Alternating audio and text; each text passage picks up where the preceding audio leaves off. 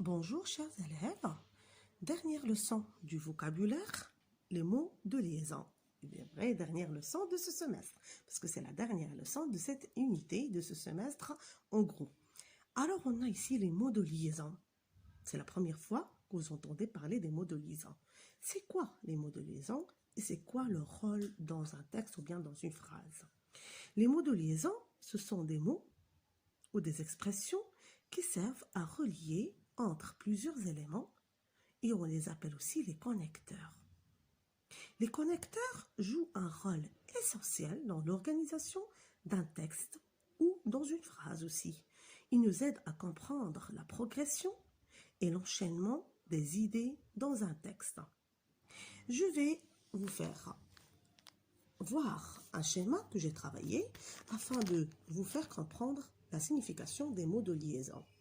Alors, les mots de liaison, ils servent à relier des mots ou des groupes dans une phrase. Exemple, il travaille et il dessine. Ici, le mot de liaison, c'est « et ». Donc, il nous relie de différentes actions qui fait ici la personne. On a aussi les phrases qui sont reliées par des mots de liaison, des phrases complexes. Exemple, il s'est cassé la jambe, il a joué au foot hier. Alors ici, on va utiliser le mot de liaison. Il s'est cassé la jambe car il a joué au foot. Ici, le mot de liaison, c'est car. Alors, on a aussi les mots de liaison qui relient entre les paragraphes dans un texte. Entre les paragraphes dans un texte. Alors, la nature grammaticale des mots de liaison, elle est tout à fait différente. Ils ont de différentes natures grammaticales. Soit ils sont des adverbes, soit des verbes, soit des conjonctions, soit des adjectifs, soit des noms.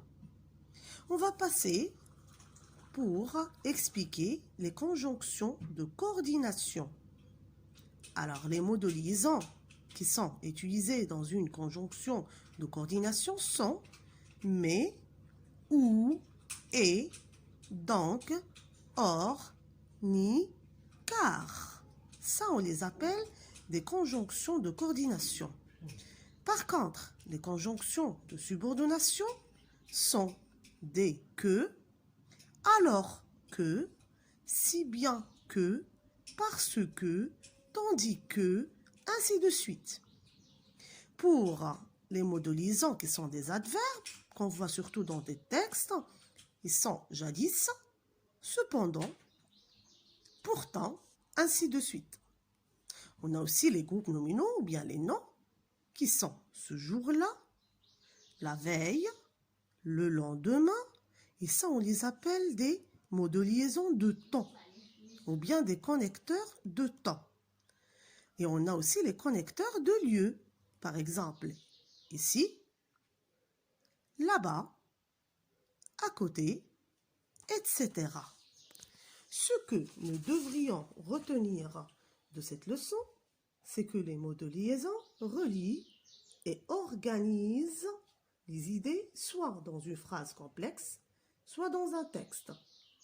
Et il y a des mots de liaison qui indiquent le temps, les mots de liaison qui expliquent, ceux qui opposent, et bien sûr, et ceux qu'on utilise pour insister sur quelque chose.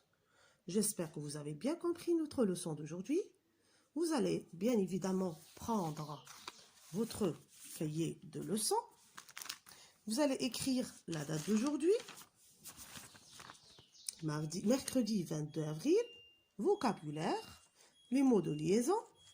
Je retiens, vous allez recopier juste la règle que vous avez sur le livre et vous allez écrire et vous allez faire l'exercice d'application numéro 5, page 215.